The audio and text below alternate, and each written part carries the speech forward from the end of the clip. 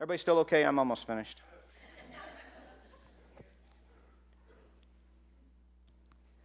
This is what I find, that there's another temptation in this process of talking about ourselves, and that is explaining why we do what we do.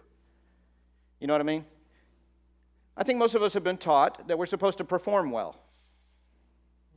And that, in fact, our worth is related to how well we perform. Does anybody have a struggle with that?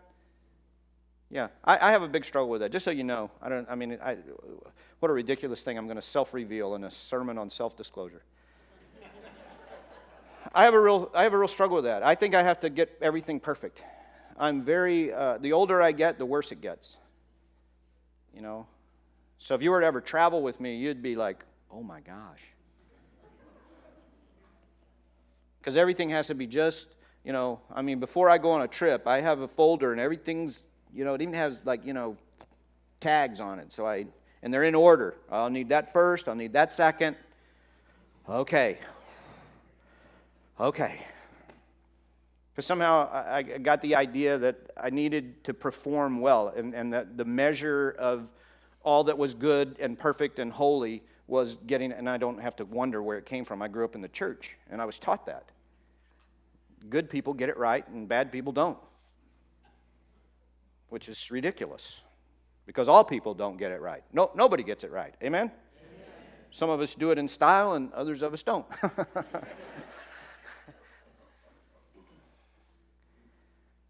And so I find myself always explaining. Rather than disclosing, I'm always explaining. Well, let me tell you why I said it that way. Let me tell you why it happened like that. And I don't know if you do this, but you do the mental gymnastics where you go, well, if what I should have done, I should have said, and then I should have done, and then I would have said, and then I should have said. Which is ridiculous when you think about it. Because we're talking hypothetical ways in which we might have done something different, but we didn't do something different. That's what happened. That's how it turned out. And so as we think about this idea of this isn't about explaining why we did what we did. This isn't about explaining why it failed and how all the people around us should have done something different and it would have turned out differently. That's not about that. Number one, because you're making it up. And number two, because almost always there's judgment in that. I did this and you should have done that.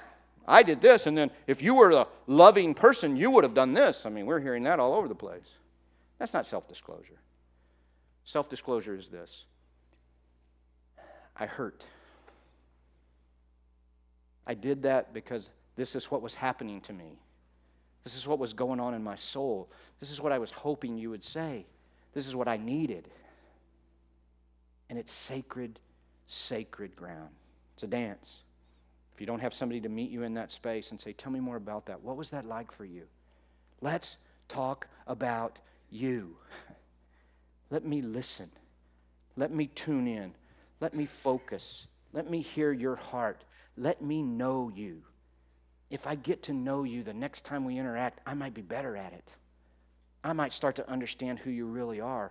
We might start to have a friendship in which we're no longer doing the steps to the dance. We just dance. We might have a marriage that becomes seamless because we have risked with one another. We have built trust together. There is humility with us. And we are running the great risk of self-disclosure.